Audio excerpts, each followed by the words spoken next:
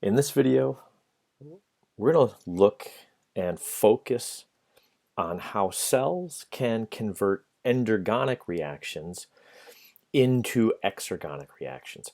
So there's a whole set of reactions that under what's called standard conditions would be endergonic, would not proceed in the forward direction spontaneously. And yet cells need for those reactions to proceed. And so what we're going to be looking at are strategies that cells can take to convert endergonic reactions into exergonic reactions, to get reactions to go. Okay, so let's look at all the various things I want you to be able to do after we go through this video. What factors determine the amount of energy in reactants and products? So what determines the energy of reactants and products? What's the difference between an open and a closed system? Why is it important that our cells exist in an open system? If two reactions are said to be coupled, what must they have in common? Recognize the structure of ATP. Describe why the hydrolysis of ATP is so exergonic. How does the phosphorylation of a molecule change its behavior, change its reactivity? And finally, compare and contrast the activity of an enzyme called kinases and enzymes called phosphatases. So first, here's a reaction. On the left-hand side, by definition, we have our reactants. On the right-hand side, by definition, we have products.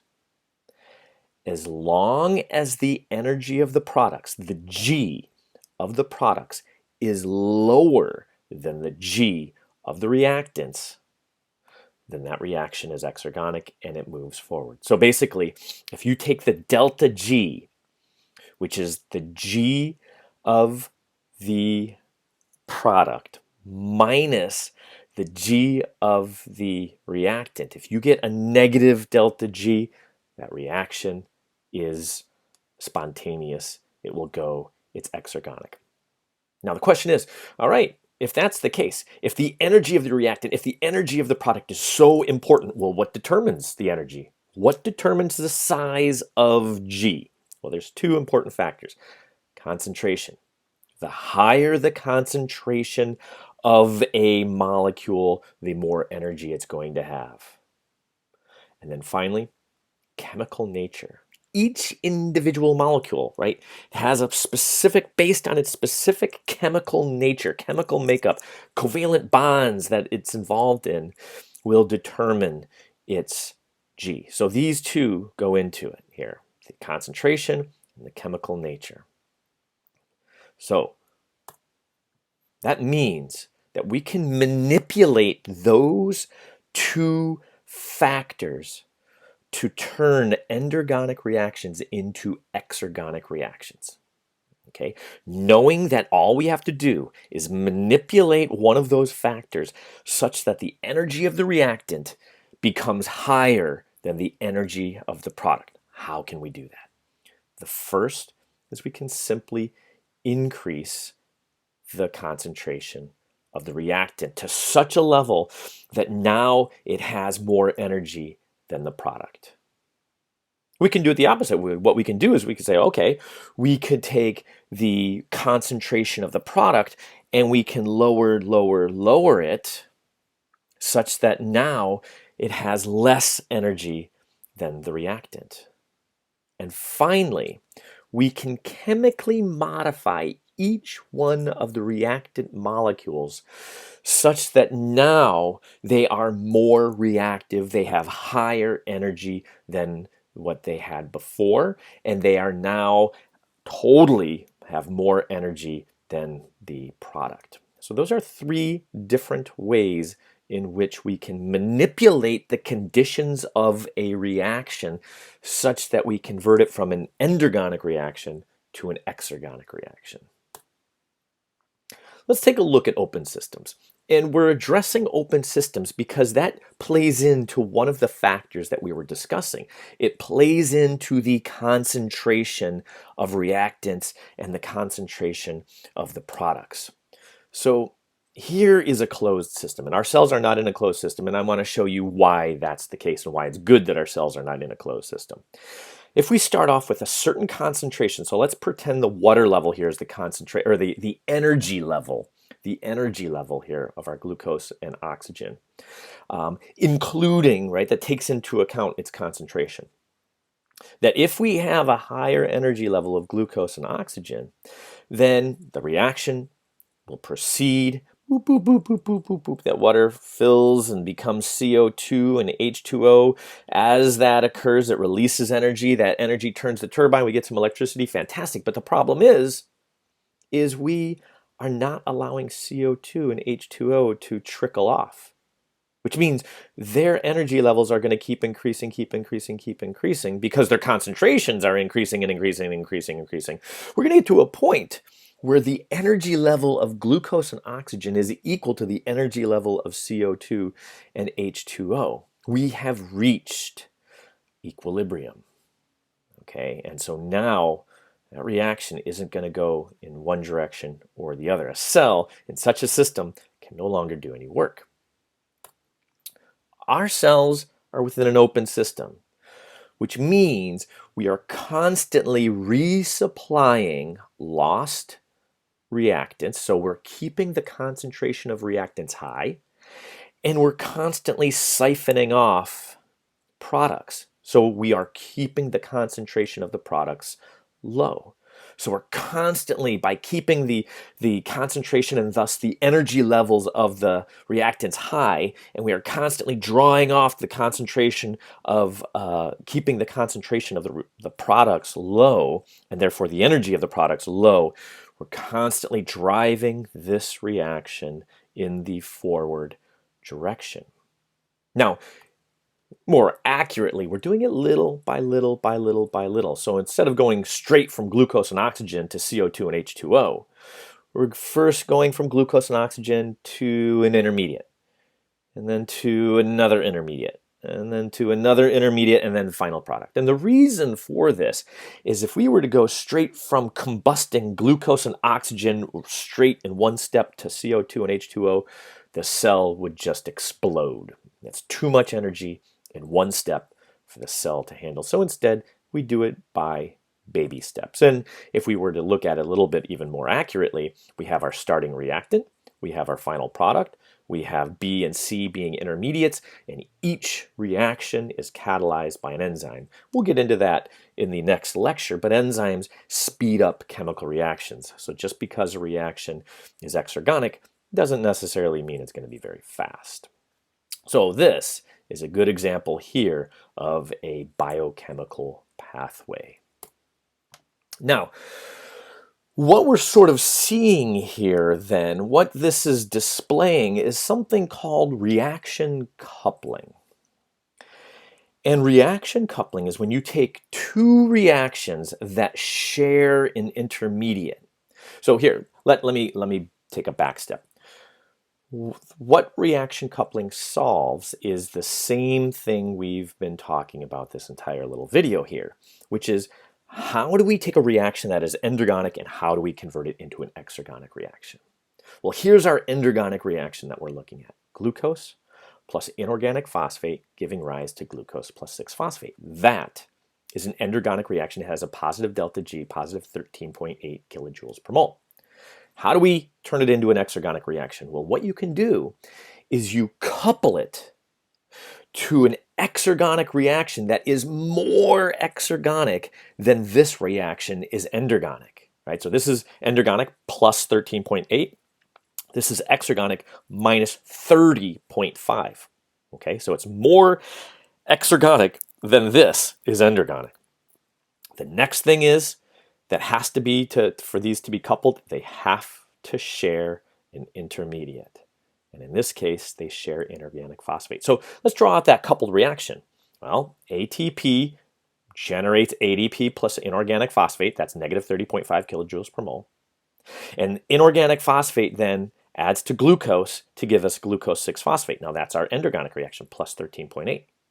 So to figure out the total delta G of this reaction, of this coupled reaction, you add the negative 30.5 to the 13.8, and you get negative 16.7 kilojoules per mole. As long as you add the two delta G's of the two coupled reactions, and the total here is negative, so in this case negative 16.7, then going from ATP to glucose 6-phosphate is now exergonic. Now sometimes this could be a little hard to understand. I've tried to sum it up in this little pictograph.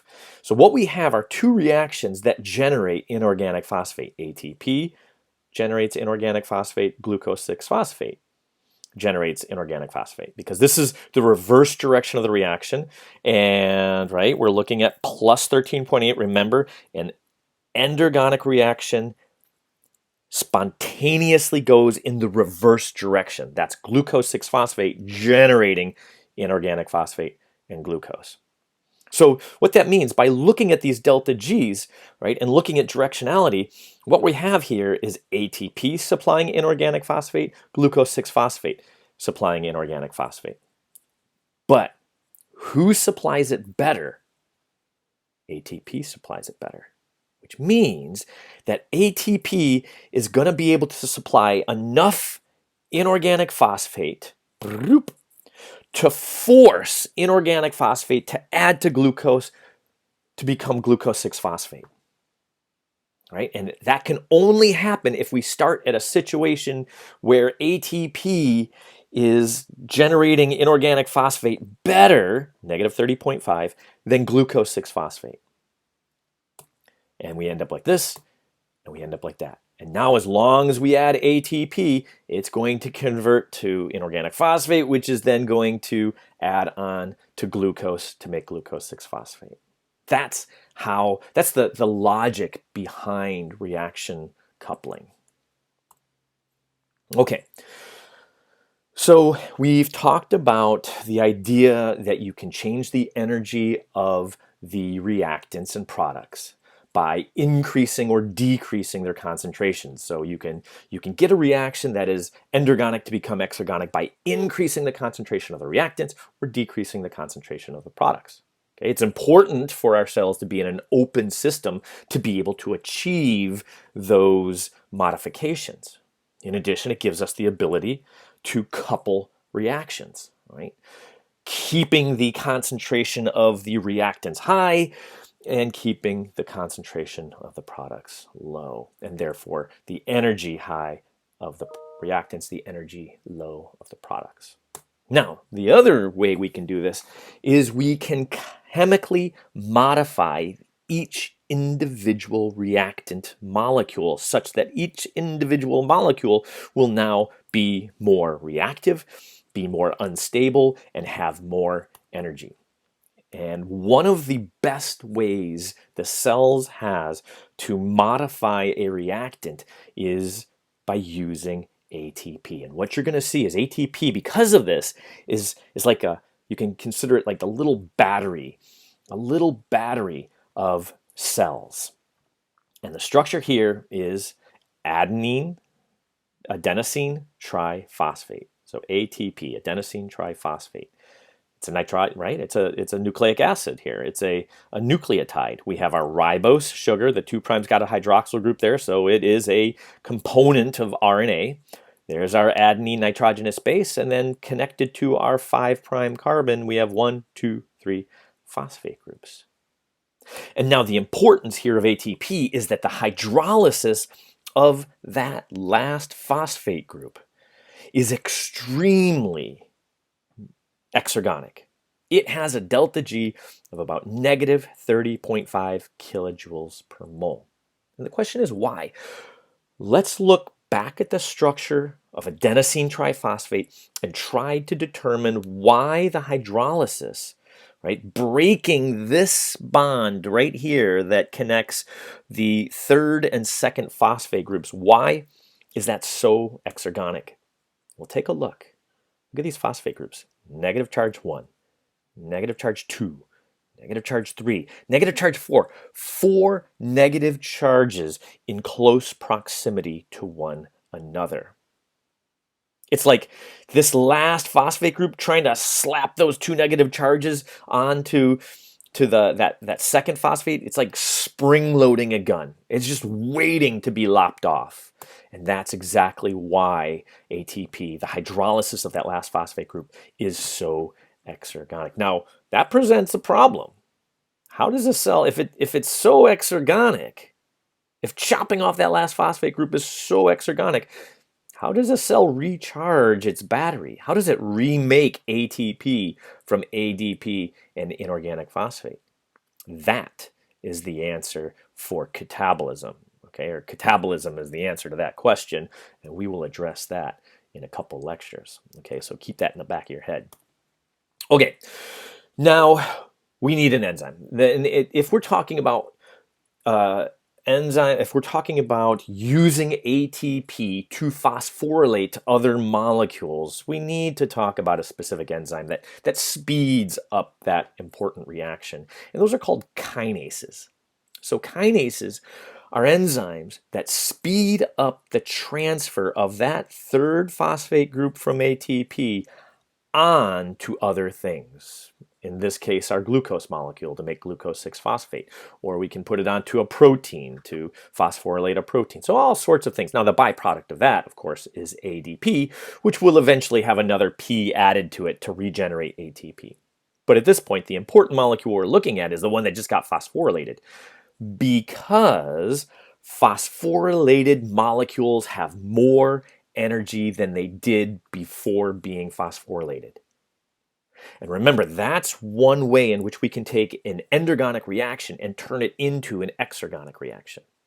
So if we have a reaction here where we're trying to put this square together with this triangle to make this little house structure, and the energy of the square and the energy of the house are only 5, and the energy of the square and the energy of the triangle are only 5, and the house is 20, that reaction is endergonic. 10 is less than 20. In fact, what's going to happen is spontaneously, this house is going to fall apart into the square and the triangle. However, if we first phosphorylate the triangle, so now it's got a big, fat, giant, negatively charged phosphate group on it, we've increased its energy. So now instead of having an energy of 5, it's got an energy of 25. It's very reactive. It's very unstable. Very easily reacts with the square. So now we have 25 plus 5 is 30. 30 is greater than 20. We now have an exergonic reaction. The reaction occurs with the release of our phosphate group. That's going to go, it's going to be added on to ADP somewhere. That's going to regenerate ATP. But the important point is we now have our house structure. So by modifying one of the reactants, by phosphorylating it, by increasing its energy, we have taken an endergonic reaction and we've converted it into an exergonic reaction. And this is the way cells do things. So if a cell tries to take glutamate, add an amino group to make glutamine, that's endergonic reaction. But if it instead first uses a molecule of ATP to phosphorylate that glutamate into glutamyl phosphate, now that reactant has a lot more energy, it's a lot more reactive, it's a lot less stable, and it will now spontaneously become glutamine. That reaction is now exergonic. Now, phosphorylated molecules can also, this phosphorylation can cause mechanical change. And this is really important as well. So we have 2 of the same proteins, our niter C. One is its phosphorylated state, the other is in its unphosphorylated state. And take a look at this part of the protein right here. In its phosphorylated state, it points down. In its unphosphorylated state, it points up like that. Now that might seem like a subtle change to you, but within biology, changes in conformation of proteins, such as this seen here, have huge consequences for the activity of that protein, for what it's interacting with. And it could be the matter of turning it off and turning it on, or it's now interacting with molecule A, it's now interacting with molecule B. And this has huge consequences for what is occurring within the cell. And the switch of this change between the down state and the up state is whether or not this protein has been phosphorylated. So let's think of what can this change in protein conformation do? Well, transport proteins. If it is phosphorylated, it's open to the inside. If it's not phosphorylated, it's open to the outside. The movement of motor proteins along microtubules. If it's in a phosphorylated state, it takes a step. In a dephosphorylated step, it takes another step. And so phosphorylate, dephosphorylate, phosphorylate, dephosphorylate. And this allows that protein to essentially walk across microtubules. So if it's so important for molecules to be protonated or deprotonated, then what determines whether or not it is protonated? What determines whether or not it is deprotonated? Enzymes. Right? Just because reactions of protonation or deprotonation are exergonic doesn't necessarily mean they're going to be fast. And so we need an enzyme to speed up those reactions. Kinases transfer a phosphate group from ATP onto the protein to become that phosphorylated protein or other molecule. Phosphatases lop off that phosphate group from the protein and then just as an inorganic phosphate. That's what this PI stands for, inorganic phosphate. It's the phosphate that is not attached to anything. Okay. One thing I want you to look at is very carefully look at these reactions. Are they truly reversals of each other? Kinases and phosphatases, are they truly opposite of each other? I'll let you think about that. Okay, so watch this video again and again and again and again. Make sure that you can do and you can answer each one of the questions that are shown here.